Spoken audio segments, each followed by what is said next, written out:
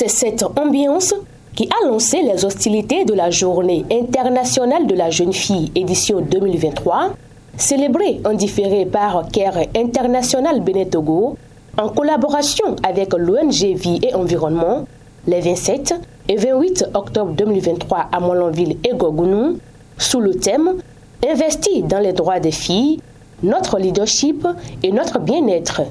Cette célébration s'inscrit dans la mise en œuvre du projet YES, mise en œuvre par l'ONG Vie et Environnement, sous le leadership de CARE International Bénin Togo, qui a bénéficié de l'appui technique et financier du Fonds des Nations Unies pour la population, UNFPA.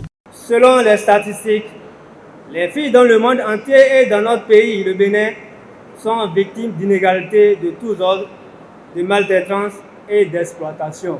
Durant ces dernières années où la GIFA a été déclarée, plusieurs investissements ont été réalisés par les partenaires techniques et financiers pour protéger les filles.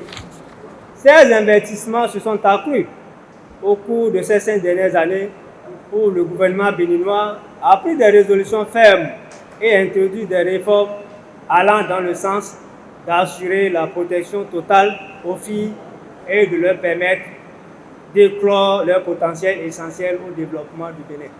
Le directeur exécutif de l'organisation non gouvernementale Vie et Environnement n'a pas manqué de remercier les partenaires à divers niveaux. Je voudrais exprimer ma gratitude à l'UNFPA, qui est le partenaire technique et financier de cette initiative. Mes sincères remerciements vont aussi à l'endroit de CARE International Bénin Togo et des directions techniques des ministères sectoriels qui œuvrent quotidiennement pour la protection des droits des filles et l'amélioration de leurs conditions de vie. La célébration de cette journée internationale de la jeune fille vise à renforcer le leadership des jeunes filles et leur capacité à dire non à toutes sortes de violences à travers l'amélioration de leur environnement de vie. Aujourd'hui, nous célébrons la fille. Pour moi, ça ne devait pas être une fête, mais je pense que nous devons continuer dans cette lancée et qu'ensemble, nous puissions continuer la réflexion autour de la fille pour que ses droits puissent être respectés, pour qu'elle soit exempte de toute violence, pour que finalement son bien-être soit au rendez-vous. Les jeunes filles de Molenville et Gorgounou ont remercié les responsables de cette initiative et ont profité de cette célébration pour faire une plaidoirie à l'endroit des parents et autorités compétentes. Nous profitons de l'occasion pour témoigner toutes nos gratitudes pour vos multiples actions pour l'épanouissement de la jeunesse de Gorgounou. Nous plaidons à l'endroit du directeur départemental des affaires sociales et de la microfinance et celui de la santé pour une prise en charge gratuite des filles vulnérables de VBG. À nos parents, nous voudrions rappeler que les méthodes contraceptives sont d'une importance capitale à notre époque.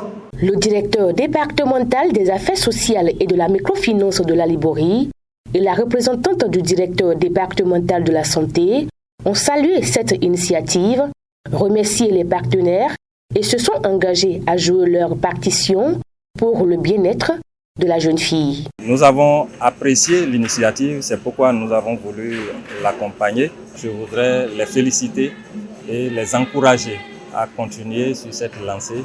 Nous sommes toujours prêts à être à leur côté à chaque fois qu'il y a des initiatives comme ça.